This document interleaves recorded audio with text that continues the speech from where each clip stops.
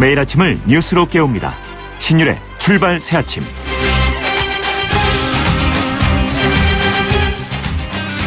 특검이 이재용 삼성전자 부회장의 구속 문제에 고심을 하고 있는 것 같죠.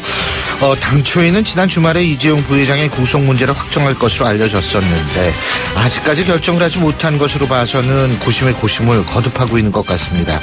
그런데 이렇게 고심하는 이유는 어떤 죄목으로 이재용 부회장에 대한 영장을 청구하느냐, 다시 말해서 단순 뇌물죄와 제3자 뇌물죄 사이에 고심을 거듭하고 있는 것 같다는 생각이 듭니다.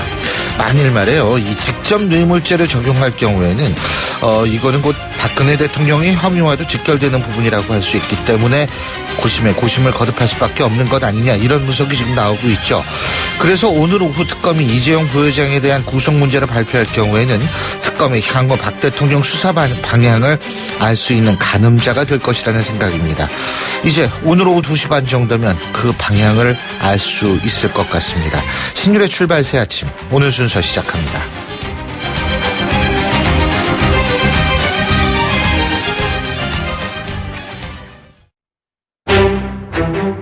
안녕하세요. 안성기입니다. 힘든 때일수록 따뜻한 명절이 그립습니다. 가족이 서로에게 힘이 될 수 있도록 이번 설에도 엄지척 해주세요. 힘이 되고 싶은 당신께만큼은 정관장. YTN 라디오 신율의 출발 새아침. 예, 지금까지 들어온 뉴스 정리해 보겠습니다. 백병규 시사평론가 함께하겠습니다. 어서 오십시오. 안녕하십니까. 예, 제가 지금 방금 말씀드린 이재용 삼성전자 부회장에 대한 박영수 특검팀의 사법 처리 여부, 아직 이게 사법 처리는 아마 하긴 할 것 같은데 어떤 죄목으로 지금 하느냐, 이거 아니겠어요? 그렇죠. 오늘 중으로는 결론이 느려진다 그러고 하는데. 네, 그 사안이 복잡하고 중대하다. 이 박영수 특검 대변인인 그 이규철 특검부가 어제 이제 브리핑에서 한 말인데요. 예. 말씀하셨던 것처럼 그 주말 중에 그 결론을 내겠다는 특검의 결정, 결국 그 주말을 좀 넘기게 되지 않았습니까? 예. 이제 그러면서 한 말인데, 그러나 이 모든 사정을 고려는 하되 법과 원칙에 따라서 처리하겠다, 이런 입장도 이제 분명히 했습니다. 예. 네, 뭐 아무튼 여러 가지 좀 해석과 관측들을 좀 낳고 있는데요.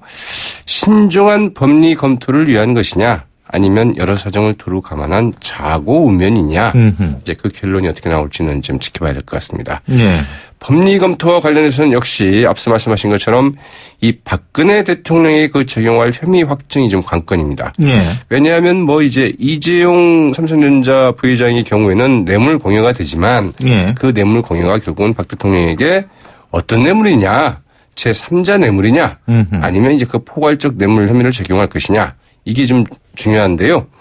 네, 어떻든 그 구속영장에는 이제 이를 분명히 좀 확정해서 그 적시를 해야 되기 때문에, 예. 말씀하셨던 것처럼 이 박 대통령에 대한 그 특검의 향후 수사와 관련해서도 굉장히 중요한 이 분수령이 될 것 같죠. 예. 야, 그리고 이 돌려막기의 달인, 우리가 일반적으로 돌려막는 건 카드 돌려막기인데. 맞습니다. 이제 법정에 출석하지 않으려고 이 돌려막는 아주 그 달인 우리 최순실이 드디어 오늘 헌법재판소 변론에 증인으로 출석한다 그러네요. 네, 최순실 오늘은 돌려막지 않은 모양이에요? 이제 결국 이제 돌려막기를 하는 거죠. 윤전초 다음에 뭐 이영선 행정관. 아니, 그 다음에 이제 재판 때문에 못 나가고. 그렇죠. 재판에는, 특검에는 헌법재판소 그것 때문에 못 나가고 이렇게 돌려막았잖아요. 네. 오늘도 이제 그 나와봐야 좀 나오는 게 아닌가 싶기는 한데요. 예. 최순실 씨가 이제 과연 그 자신의 육성으로 어떤 이야기를 할지가 이제 주목이 되고 있죠. 뭐, 앞서 이제 여러 증인들, 특히 윤전추 행정관이나 이런 사람들 보였던 것처럼 이 전형적인 부인 혹은 거의 뭐 모르쇠 이렇게 나올지, 아니면 뭐 폭탄 발언이 혹시 있지 않겠느냐, 이런 관측도 있지만, 그러나 뭐 폭탄 발언을 할 가능성은, 개연성은 뭐 거의 없는 것으로 이렇게 보이죠. 오히려 이제 지금 그 말씀하셨던 것처럼 그 윤전추나 그 이영선 행정관이 헌재 변론기일 때 각기 이제 그 따로따로 한 명씩 나오지 않았습니까? 예. 이어서 이제 그 최순실 씨가 그 출석하는 것을 봐서는 이 헌재 변론을 최대한 좀 장기화시키겠다. 이런 일종의 그 시간 끌기 전략의 일환이 아니냐, 이런 해석도 좀 낳고 있습니다. 예, 폭탄 발언은 안 할 겁니다. 뭔지도 전부 모르겠다 그러겠죠. 뭐. 그렇죠. 예, 어제 국민의당 전당대회에서 박지원 전 원내대표가 신임 대표로 선출이 됐습니다. 네, 61.6%를 얻었죠. 예. 예고된 복귀이기도 했고 혹은 예고된 그 교환이기도 했죠. 원내대표를 했다가 비상대책위원장을 겸임하지 않았습니까? 예. 그리고 김동철 비상대책위원장에게 이를 넘겨준 게 지난해 12월 5일. 그러니까 한 달 10일 만에 다시 이제는 확실한 당대표로 귀환을 한 셈입니다. 박지원 의원이 그 당대표가 된 것은 이번이 처음입니다. 아, 그런가요? 네. 아니, 그 원내대표는 굉장히 많이 하셨잖아요. 그렇죠. 근데 네, 거의 네. 3수 가까이 했는데. 그리고 비상대책위원장도 굉장히 많이 하셨죠. 그렇죠. 근데 네. 민주통합당과 그 새정치민주연합 때 각각 한 번씩 당대표 출마를 했다가 결국은 다 안 됐었죠. 예. 이번이 그 3수 끝에 당대표, 이제 그 당대표로 이제 그 선출이 됐는데요. 어제 그 신임 대표 선출 후의 그 일성은 이랬습니다. 국민의당이 그 빅텐트 제3지대가 되고 그 합리적인 기획서를 총집결하겠다. 그러면서도 우리 당을 일단 튼튼히 하고 우리 당 후보를 키우고 문을 개방해서 우리 당의 그 정체성을 인정하는 분들은 들어오게 할 것이다. 이른바 뭐 선자강 후 연대론이다. 이렇게 이제 풀이되고 있는데, 네, 어제 그 대표 최고위원 선거에 나섰던 그 문병호, 김영환, 황주영, 송금주 이 득표 순위인데요. 이분들은 모두 이제 다 최고위원으로 선출이 됐죠. 그렇군요. 그 박지원 원내대표가 저희랑 이 원내대표가 되면 인터뷰를 제일 처음에 해 주십사 제가 부탁을 드렸거든요. 근데 약속은 지키겠죠? 네. 고려해 보겠다 그랬는데 어떻게 하는지 모르겠어요. 예. 한번 봐야죠. 자, 그리고 안희정 이 지사회에서 문재인 전 민주당 대표도 사드 배치 결정을 취소하기 어렵다는 입장을 개진을 했네요. 그러네요. 반기문 네. 총장, 안희정 지사, 문재인 전 대표까지 이제는. 그렇죠. 문재인 전 대표는 그 엊그제 이제 뉴스씨와 그 가진 인터뷰에서 이제 보도는 어제가 됐습니다만 이 사드 문제 해법은 이 차기 정부가 강구해야 하지만 한미 간에 이미 그 합의가 이루어진 것을 그 취소할 수 있다고 생각하지는 않는다고 이야기를 했습니다. 네. 네. 문재인 전 대표 그동안은 뭐 공론화 및 그 재검토를 해야 된다. 이러다가 이제 그 배치 절차를 일단 중단하고 이 차기 정부로 이관을 하자. 이런 입장으로 사드 배치 관련 입장 조금씩 이제 좀 조정을 좀 해왔는데 예. 이 배치 문제에 대해서 가타부터 명확한 입장을 좀 밝힌 적은 없었거든요. 근데 이 차기 정부에서도 그 재협상은 어렵다. 이런 생각을 이제 밝힌 것은 이번이 지금 처음이라고 하죠. 예. 문재인 전 대표는 그러나 이 같은 보도 내용이 그 논란이 되자 어제 오후 신영복 선생 일주기 추석식 뒤에 그 기자들과 이제 만난 자리에서는 이 사드를 그대로 배치한다거나 아니면 취소한다거나 하는 어떤 방침을 갖고 다음 정권으로 넘기자는 이야기는 아니다. 예. 이렇게 이야기를 하기도 했다고 하죠. 근데 어쨌든 뭐 지금 사드 문제가 새삼스럽다기보다는 굉장히 이제 앞으로 대선에 있어서 가장 중요한 쟁점으로 등장하지 않나. 네. 이런 생각이. 특히 이제 그 듭니다. 야권 진영에서는 이제 사드 배치를 철회하거나 중단해야 된다. 이런 입장인데 이제 야권의 대선 주자들은 오히려 그렇게 하기는 쉽지 않다. 이런 부분에서 이런 것들이 어떻게 조정이 될 거냐. 이게 굉장히 좀 중요한 쟁점이죠. 예, 오늘 말씀 여기까지 듣겠습니다. 고맙습니다. 네, 고맙습니다. 예, 지금까지 백병규 시사평론가였습니다.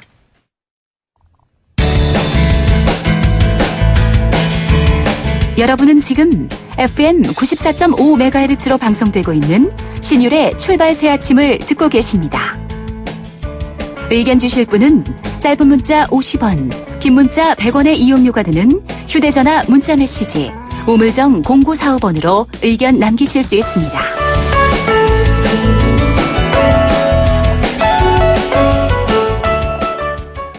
새누리당의 임명진 비대위원장이 취임한 지 오늘로 18일째가 됐습니다. 비대위가 구성된 건 오늘로서 8일째고요. 그래서 이 지금 작금에 있어서의 정치적 상황에 대한 입장을 새누리당 임명진 비상대책위원장으로부터 직접 들어보겠습니다. 인 위원장님 안녕하십니까? 네, 안녕하십니까. 네. 아이고, 이게 비대위원장 맡으신 지가 2주 됐는데 한참 된 것 같지 않으세요? 네? 한 1년 된 것 같아요. 그죠? 네. 네. 네. 후회는 안 하세요? 어떤 때는 후회도 하고요.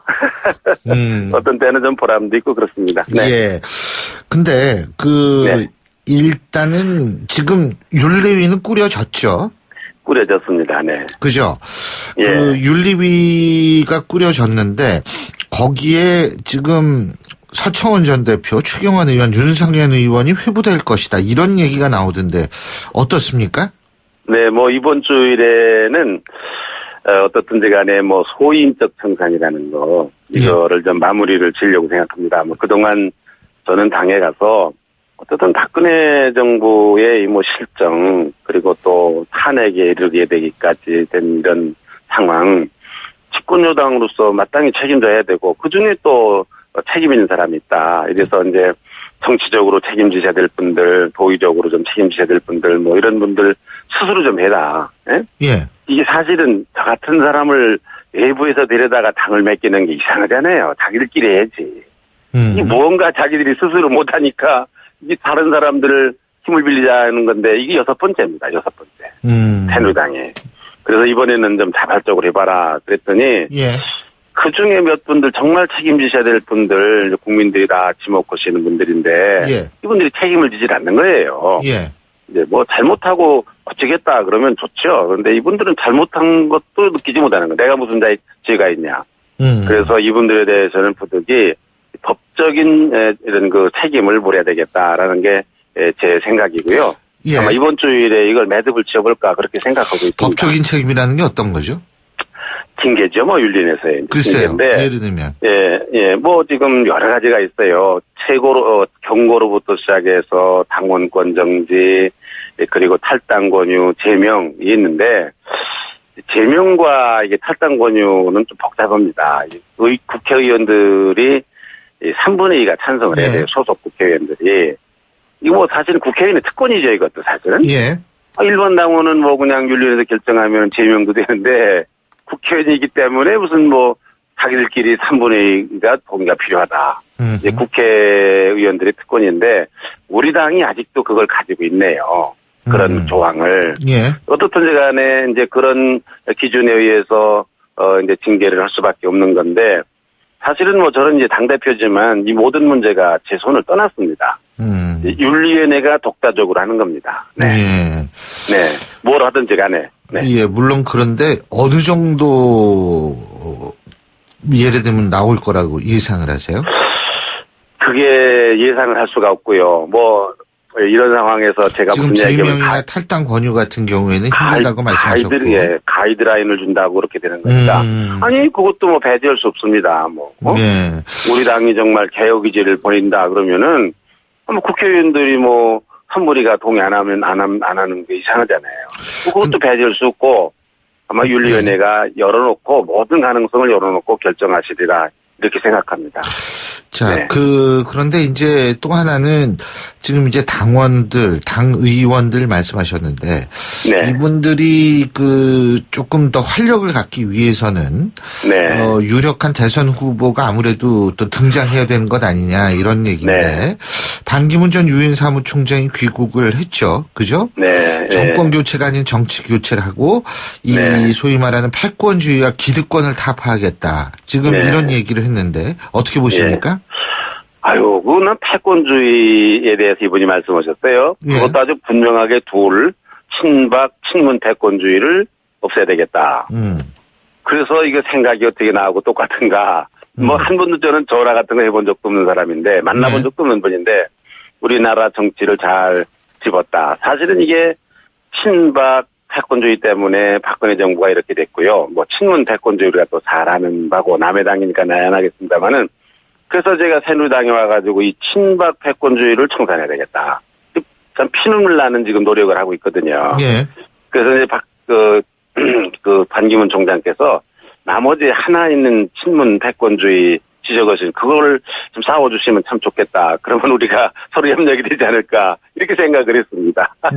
근데 야권에서는 박근혜 정권의 연장이다. 반 총장이만 집권을 하게 되면 이런 비판을 하고 있는데 거기에 대해서는 어떻게 보세요? 저 박근혜 정권 있잖아요. 예. 큰 책임이 집권 여당에 있습니다. 예. 그러나 박근혜 정권의 실정에 대한 책임은 야당도 같이 져야 되는 겁니다. 사실은. 야당으로서 역할은 그럼 뭘 했느냐. 예. 참 우리가 입이 10개라도 할 얘기가 없어서 지금 가만히 있긴 하지만 예. 무슨 얘기로더라도 가만히 있지만 자기들은 책임이 없으니까 야당으로서 제대로 말하자면은 국회에서 견제를 했으면 왜 최순실 사태 같은 거를 몰랐습니까? 뭐 여기는 몰랐다 하더라도 왜 네. 자기들은 몰랐어요? 열심히 해서 야당 노릇을 제대로 했으면은요 여기까지는 안 왔습니다. 야당도 책임이 있습니다. 그러니까 이러나 저러나 박근혜 정권의 이 국정 이 파탄 이 사태는 모두가 책임을 져야 되는 거고 또 역사 아닙니까? 잘했든지 못했든지 이어가는 거라고 저는 그렇게 생각합니다. 고쳐가야죠 잘못된 거는. 네. 지금 새누리당은 여당이라고 생각하세요? 아이고 남들이 그러네요. 저도 뭐 여당인 거 하나도 모르겠는데 예? 남들이 그렇게 얘기를 하니까 아니 그런 줄 아는데 대통령 소속 정당이니까 여당은 여당 맞죠? 예? 그렇습니까? 뭐 그러나마 논리 때문에 그러는 것 같은데요. 네. 뭐 당정 협의를 한다든지 사당이 똑같이 한다고 제가 얘기 들었습니다. 뭐 여당으로서 누리는 건 없고요. 그저 좀 조금 오히려 큰 짐이 되는 것 같으네요. 여당이라는 게. 제가 네. 왜 이걸 여쭤보냐면 지금 네. 반기문 전 총장이 이른바 제3지대에서 세력을 규합할 것이다. 이런 분석이 나오고 있지 않습니까? 네, 그렇죠? 네. 물론 그것이 가능하지 않느냐. 이분이 외교관으로서의 어떤 그런 그 멘탈을 극복하느냐 여부에 따라서 또 달라질 수 있다라는 분석도 많은데 네. 새누리당 제3지대에 속하는지 안 속하는지 이것도 헷갈리는 분들이 많아서 여쭤본 거거든요. 네. 뭐 3지대인지 4지대인지 저희들은 잘 모르고요. 예. 새누리당의 입장은 분명합니다. 어떤 사람이든지 간에 협력할 수가 있다. 예. 다만 우리 정체성에 맞아야 된다. 예. 우리가 지금 뼈를 깎는 그런 노력으로 도덕 깨끗한 정당이 되려고 그러는데 그 기준에도 맞아야 된다. 맞는다고 그러면 뭐 누구든지 같이 협력할 수 있다라는 게 저희 당의 입장입니다. 뭐 3지대였든지 4지대였든지 또 새누리당 중심이었든지 저희들이 가지고 있는 당의 입장입니다. 네. 근데 그렇게 되기 위해서는 당에서 나름의 대선 후보가 나오면 안 되는 거 아니에요? 사실은 저는 이런 생각을 해요. 새누리당에서 지금 정권 또 하겠다, 대통령 하겠다, 네. 국민들에게 그렇게 지금 말하는 거는 조금 염치가 없어요. 솔직히 말해서. 그렇지 않습니까? 무슨 염치로 지금 대통령 또 하겠다고 그럽니까? 다만 지금 새누리당이 해야 될 거는 쇄신입니다. 예. 잘못했습니다. 계속해서 그러고 국민들이 이만하면 됐다. 너희도 한번 내보지. 이렇게 할 때 혹시 우리가 후보를 낼 수 있지 않을까 이렇게 생각합니다. 네. 그러니까 국민들이 허락해야지 대선 후보를 내는 거지. 그렇죠. 자체적으로 뭐 내고 안 내고. 근데 왜 올해 대선에선 정권 교체가 필요하다 이런 얘기들은 많이 하지 않습니까? 정권 교체요? 예, 새누리당이 여당이라고 했을 때 정권 교체는 지금 새누리당이 대선 후보를 내지 않거나 혹은 네. 그렇게 되면 사실 이 말 자체가 성립이 안 되는 거 아니냐 이런 얘기들도 있거든요. 저는 대선 후보 낼지 안 낼지에 대해서는 조금 더 시간이 지나야 될 문제고 예. 현재 상황에서 제가 그렇다 말씀드리는 겁니다. 네. 뭐 국민들이 좀 너희들도 내가 그렇게 하면 새누리당도 내라 그러면 저희들도 내지요. 그래서 뭐 해봐야 되긴 하지만 지금 상태에서는 염치가 없다. 정권 교체가 그 필요하다라는 말씀입니다. 주장에 대한 대응 논리는 뭐라고 보세요? 그러면? 아니 정권 교체야 뭐 언제든지 뭐 할 수 있으면 해야 되는 거죠. 그렇지 않습니까? 그걸 뭐 안 해야 된다. 그럴 것도 그렇게 할 수 있는 건 아니잖아요. 또 국민들이 원하면 해야 예. 되는 거다. 그러나 정권을 놓고 이제 서로 여야가 국민들에게 그 지지를 호소하는 거 그거는 뭐 여당이든지 야당이든지 마땅하게 해야 되는 일이고 예. 그리고서 뭐 국민들의 선택에 맡겨야 된다 그렇게 생각합니다. 네. 자, 문재인 전 대표가 사드 문제에 있어서도 이게 좀 바꾸기 힘들 것이다. 이렇게 이제 얘기를 했다라고 알려지고 있고요.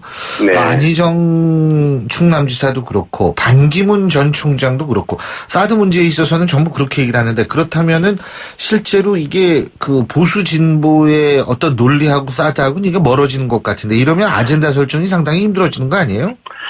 이제 안보 문제에 대해서는 참 우리나라가 처해 있는 이 특수한 안보 상황에서 예. 여야가 뭐 크게 다를 수 있는 상황은 아니라 이렇게 생각합니다. 예. 국민들이 또 많이 불안해하시니까요. 예. 다만 지금 여야의 쟁점은 저는 소위 진보보수의 쟁점은 우리나라의 민생의 심각한 문제 있지 않습니까? 예. 국민들이 지금 못 살겠다 이러는 거거든요. 예. 청년 실업, 뭐 헬조선, 뭐 3포, 5포, 10포 실업 문제, 비정규직 문제, 소위 양극화 문제 이거를 어떻게 해결할 거냐. 어느 정당이 이거를 제대로 해결할 거냐. 라는 문제 저는 달렸다고 생각해요. 예. 예를 들면 예. 우리 뭐 새누리당 같은 경우는 보수적 방법으로 우리는 이 문제를 해결해야 된다. 이렇게 생각하는 거고 진보적 입장에서는 진보적인 방법으로 해결해야 된다. 아마 좀 입장이 차이가 있는 것 같습니다. 하지만 문제의식은 공통적이다. 그렇죠. 예. 네. 우리나라 이 문제를 민생의 문제를 우리가 예. 어떻게 어느 당이 더 잘 국민들의 그 아픔을 알고 가장 적절한 방법으로 현실적인 방법으로 접근하느냐. 저는 여기에 이걸 경쟁해야 된다고 생각하고 여기에서 어떤 정당이 예. 국민의 지지를 받느냐라고 생각합니다. 네. 간단하게 끝으로 한 가지만 더 여쭙겠습니다. 야권에서는 박원순 서울시장이 촛불 공동 경선이라는 걸 제안을 했거든요. 네. 촛불 집회가 열린 전국 광장에 투표소를 설치해서 모든 국민한테 투표권을 주자. 그래서 야권 단일 후보를 한 번에 선출하자 이런 얘기인데 이 부분은 개인적으로 어떻게 보십니까? 정말 야권에 계신 여러분들을 제가 참 존경하고 하는 분들인데 그분들은 다 좋은데 이게 문제예요. 국민들을 편가르는 거. 예. 지금 우리 광화문 광장에 가보면은 주말에 가보면 한쪽에서는 촛불 한쪽에서는 태극기 들고 이거 안 돼. 언제까지 이럴 겁니까 우리가. 이거를 통합을 해야 되는데 촛불 집회 현장에서 무슨 경선을 하자. 그래가지고 국민들을 마치 표가르는 것처럼 이런 분열과 갈등 그러잖아. 갈등이 많은데 이렇게 하는 것이 과연 바람직하며 어떻게든지 정치인들이 이렇게 분열된 우리 사회 국민들을 통합하고 하나로 가게 하는 일을 해야지 이렇게 편가르기 이러면 어떻게 되나. 저는 그 예. 말씀을 듣고 굉장히 우려스러운 생각을 가지고 있습니다. 촛불에는 그럼 전부 진보만 나간다고 아니요, 보시는 그렇지 거예요? 않습니다. 그렇진 않죠. 아닙니다. 그러면 편가르기는 아니지 않습니까? 아니죠. 어떻든 예. 현실적으로 지금 양쪽이 지금 대치하고 있잖아요. 어떻든지 간에. 현상이잖아요, 이게. 예. 누가 나쁘고 좋다는 거 따지는 건 아니지만 현상을 얘기하는 겁니다. 예. 그러면 태극기 들고 나오는 사람은 왜 저러는가? 예. 촛불 들고 나오는 사람은 왜 그러는가? 공통점은 없는가, 우리가? 예. 서로 갈등을 치유할 수 있는 방법은 없는가? 예. 이걸 우리가 생각을 해야지 예. 현실이잖아요. 현상이잖아요. 예. 그걸 제가 말씀드리는 겁니다. 네. 잘 알겠습니다. 네. 아유, 여러 가지로 참 머리도 복잡하시고 힘드실 텐데. 아닙니다.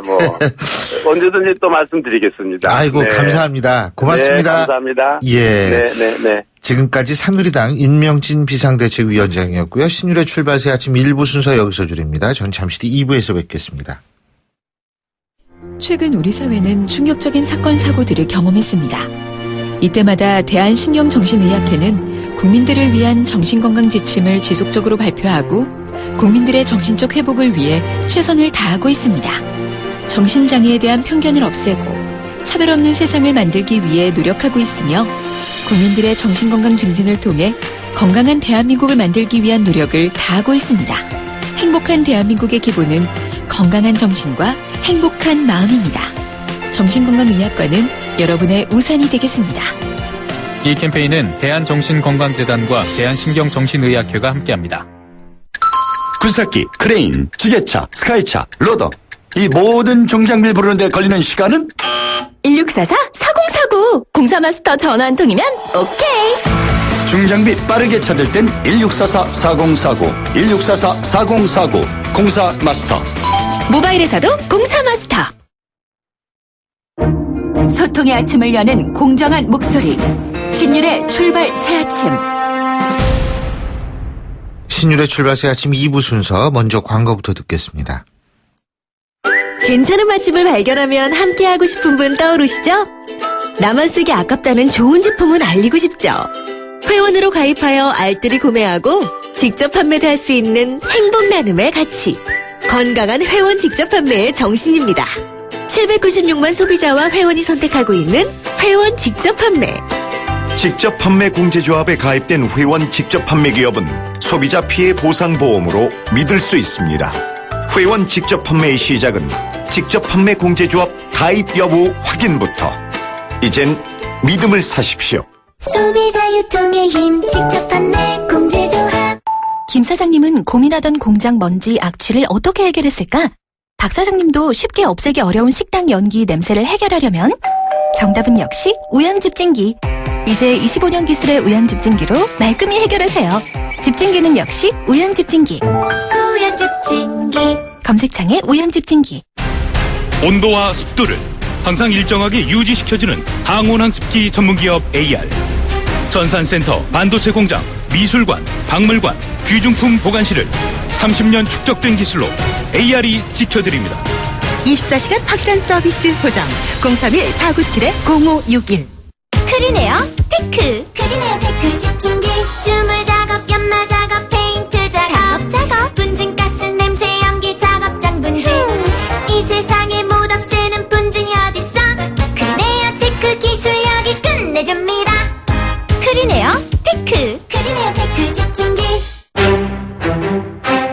안녕하세요. 안성기입니다. 무엇이든 시작하기 좋은 1월입니다. 어떤 시작이라도 힘낼 수 있도록 이번 설에도 엄지척 해주세요. 힘이 되고 싶은 당신께만큼은 정관장. 힘들었던 나에게, 마음먹은 나에게, 다시 한번 해보려는 나에게, 포기하지 않는 나에게, 아직 힘을 내고 있는 나에게. 난 오늘 나에게 바카스를 사줬습니다. 나를 아끼자 바카스. 선풍기는 돌다 말고 좌석은 딱딱하지만 낯선 여행자에게 말을 건네는 따뜻함이 넘치는 곳. 자이살메르행 3등석 칸이 묻습니다. 행복은 얼마일까요? 여행으로 인도하다. 대한항공 인도 출발행 운항. Excellence in Flight. Korean Air. 도사님, 올해 운세가 1월에 티볼리나 티볼리 에어르사. 왜요? 차선을 알아서 지켜주는 엘카스와 위험할 때 스스로 멈춰주는 AEBS가 반값이거든. 와, 2017 티볼리 지금 당장 살래요. 1월 한 달간 현금 일시불시 쌍용 자동차 전 시장에서. 예, 다시 월요일이 왔습니다. 한 주를 시작하는데요. 자, 7시 40분 32초 지나고 있는데 교통 상황 알아보겠습니다. 김미란 캐스터. 네, 신율의 출발 새 아침 교통정보입니다. 월요일 아침 출근길 강추위 속에 시작되고 있습니다. 현재 한강을 따라 노들로 여의 상류에서 한강대교 구간 1차로에서는 추돌 사고가 일어나 처리 작업을 하고 있는데요. 뒤로 오는 차량들 많이 속도가 떨어지고 있습니다. 나란히 가는 올림픽대로는 하남 쪽으로 행주대교부터 한강대교 지나 반포대교까지 밀리는 모습인데요. 반대 김포 쪽으로 암사대교부터 한강대교 구간도 속도가 내려가 있습니다. 분당 수서로는 청담대교 쪽으로 장지 이전부터 탄천 1교까지 시속 20-30km 내외입니다. 그 밖에 동부간선도로는 도심 쪽으로 상계교부터 성수 분기점까지 길게 속도가 내려가 있습니다. 신율의 출발 새 아침 교통정보였습니다. YTN 라디오 신율의 출발 새 아침. 예, 어제 새벽 2시 30분쯤이었죠. 여수시 교동수산시장에서 대형 화재가 발생을 했습니다. 이게 서울도 지금 2주도 채 남지 않은 상황에서 발생한 화재이기 때문에 더욱 피해가 큰 상황인데요.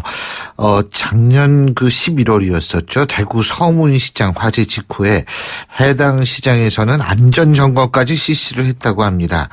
그런데 도대체 왜 이런 사고가 일어났는지 경일대학교 소방방지학과 공하성 교수 연결해서 자세한 내용 들어보겠습니다. 공 교수님 안녕하세요. 네, 공하성입니다. 예. 지금 피해가 상당하죠? 그죠? 네. 예. 그 120개 점포 중에 116개가 불에 탔다고 그러네요. 예. 거의 전부 피해를 본 거다 다름이 없네요. 네, 맞습니다. 소방서 추산 예상 피해액은 약 5억 원 정도라고 하는데요. 근데 그 소방서 추산은 왜 이렇게 작아요? 그 실제적으로 눈에 보이는 것만 그 산정을 하기 때문에 그렇고요. 여수시 관계자의 말을 빌리자면 여기에는 시설 투자도 많고 생물도 많아서 실제 피해액은 50억 원을 웃돌 것이다. 이렇게 말을 하고 있습니다. 정확한 것은 화재 감식과 보험사의 현장 조사 등이 이루어져야 구체적인 피해액을 알 수 있을 것 같습니다. 화재 감식이라고 말씀하셨는데 원인이 밝혀졌나요? 아직 아닙니다.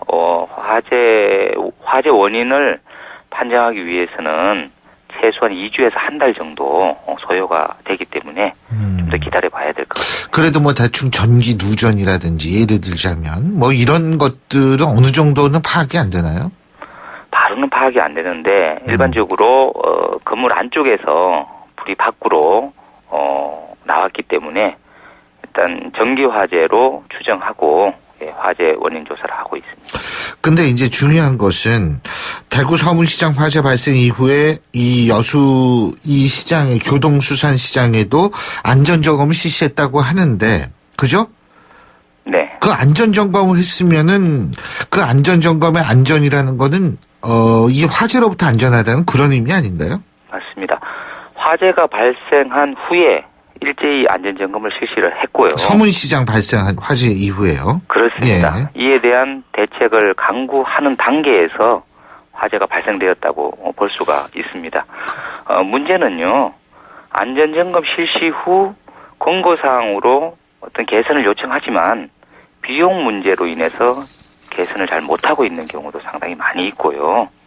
또 훈련도 한다고 하지만 그때뿐이고 이 훈련이 생활화되지 않아서 실제 화재 시에는 제대로 대처하지 못하는 경우가 계속되고 있습니다. 하지만 그 안전점검 때 이 전기 분야는 문제가 없었다. 뭐 이런 얘기가 이런 판단을 했다고 하는데요.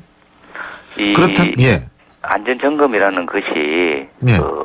평상시에는 이상이 없다가도 예. 또 얼마 또 지나지 않아서 곧바로 또 문제가 생길 수도 있고 또 그 눈에 보이지 않는 부분은 점검 부분에서 또 제외되는 경우도 있습니다. 예를 들면 눈에 보이지 않는 부분이 어떤 부분일까요? 예를 들어서 전선이 그 벽 속에 있다든가 피복 같은 게 벗겨진다 이거죠. 그렇습니다. 그런 경우에 눈에 보이지 않기 때문에 그런 것들을 파악하기가 좀처럼 쉽지 않습니다. 그리고 여기에 스프링클러 화재 경보기 같은 게 다 있었나요? 화재 경보기는 있었던 걸로 파악이 되는데 예. 화재 경보기가 제때 작동이 했느냐 안 했느냐는 지금 계속 조사 중에 있습니다. 스프링클러는 없었고요. 스프링클러는 좀 확인을 한번 해봐야 되겠는데 거기까지는 미처 확인을 못 했습니다. 예. 근데 지금 이게 이제 지금 일반적으로 이런 식의 화재는 방화가 아닌 이상 전기로 인해서 발생할 가능성이 제일 높은 건가요? 그러면? 그렇습니다. 일단 새벽 2시쯤 발생이 됐기 때문에 예. 주로 그 사람이 많이 없는 그런 시간대이다 보니까 방화가 아니면 전기 화재 가능성이 높다 이렇게 판정할 수밖에 없습니다. 그렇군요. 그러면은 예를 들면은 지금 보이지 않는 부분까지 좀 철저하게 안전 점검을 할 방법은 없나요? 이 외국 같은 경우에는 어떻게 이 안전 점검을 하죠? 예, 일본의 경우를 보니까 예. 상시 안전 점검 체계를 도입하고 있습니다. 예. 평상시에는 그 절연 감시 시스템을 도입해서 예. 원격으로 감시를 하고 있습니다. 그래서 누전을 초기 단계에서 포착해서 예. 화재를 사전에 예방하려는 그런 노력을 기울이고 있습니다. 그리고 추가로 정기적으로 직접 현장 점검을 실시해서 정밀하게 점검하는 방법을 취하고 있고요. 미국의 경우도 살펴보니까 우리나라에서 설치하는 일반 차단기보다 좀 많이 비싸기는 하지만 전기 스파크를 감지하는 아크 차단기를 설치해서 전기 화재로 인한 피해를 대폭적으로 줄여나가고 있습니다. 그러니까 그거는 예를 들면 전선의 어떤 부분이라도 스파크가 일어나게 되면 그걸 감지한다 이 말씀이신가요? 그렇습니다. 차단을 먼저 시켜줘서 더 이상 스파크가 발생되지 않도록 하기 때문에 화재가 발생되지 않도록 조치해주는. 그럼 그게 좀 비싸겠네요, 비싸기는. 일반 차단기보다 한 20배 정도. 20배요? 일반 차단기가 대충 얼마죠? 일반 차단기는 약 한 15,000원에서 2만 원 정도. 그럼 한 20만 원, 20만 원에서 40만 정도 된다 이 말씀이신가요? 예, 30만 원 정도 된다고 보시면 돼요. 그럼 30만 원 정도 되더라도 이 차단기를 그러면은 예를 들면 시장, 이 여수 교동시장, 수산시장 같은 경우 이 정도 규모면 몇 개 정도를 설치해야 돼요? 이게 배전반마다 차단기 개수가 있기 때문에 예. 정확한 개수는 파악하기가 어려운데 예. 한 점포마다 예. 한 5개에서 10개 정도 설치가 된다고 보시면 되겠습니다. 한 점포마다 5개에서 10개 정도, 점포마다. 예, 소규모 점포는 하나를 설치하는 경우도 있습니다. 그럼 5개에서 10개, 평균 5개 잡으면 한 100만 원 정도 들어간다 이 말씀이신데. 그렇습니다. 그래도 이게 한 번 설치하면 오래 가는 거죠. 그죠? 그렇습니다. 그 정부에서 이런 거 좀 지원해 줘야 되는 거 아니에요? 전통시장 활성화 차원에서? 그렇습니다. 정부에서 그 특별거부세라고 해서 예. 서문시장 같은 경우를 보니까 예. 한 40억 원 정도를 지원을 해 주었습니다. 예, 이번 여수 시장 같은 경우도 이런 지원이 필요하겠습니다. 여수 교동시장이요? 근데 이게 또 상인들 개개인들이 신경 써야 될 부분 좀 있나요? 예, 당연합니다. 네. 소화기를 비치하는 거. 당연히 비치해야 되고요. 예. 소화기를 비치하는 것뿐만 아니고 사용 방법을 또 제대로 알아야 됩니다. 소화기를 사용하는 방법. 그렇습니다. 이게 소화기를 비치하는 것으로 끝난다고 하면 실제 화재 시에 제대로 또 사용을 하지 못하기 때문에 무용지물이 될 수가 있는. 근데 지금처럼 예를 들면은 뭔가 전기로 우리가 가정을 한다면 이게 새벽에 이렇게 화재를 나면 소화기를 비치해도 별 방법이 없는 거 아니에요? 그렇습니다. 그런 경우에는 영업이 종료되고 퇴근 시에 예. 전기 차단기를 반드시 내리고 퇴근한다든가. 전기 차단기가 이제 두꺼비 집이죠, 우리가. 그렇습니다. 예. 그리고 전기 난로라든가 전기 장판 이런 코드는 반드시 뽑아 놓은 상태에서 퇴근을 해야 되겠습니다. 그러니까 그 전기 차단기를 내리고 만일 전부 퇴근을 하셨다면 설사 피복 같은 게 벗겨져도 이 사람이 없는 상태에서 불이 안 났을 것이다, 이런 말씀이신가요? 그럴 수 있습니다. 전기가 평상시에 흐르지 않기 때문에 안전하게 보호가 될 수 있는 것입니다. 알겠습니다. 예, 오늘 말씀 여기까지 듣겠습니다. 고맙습니다. 네. 지금까지 경일대학교 소방방지학과 공화성 교수였고요. 신율의 출발 새 아침 2부 순서 여기서 줄입니다. 전 뉴스 들으신 이후 8시 10분 3부에서 뵙겠습니다.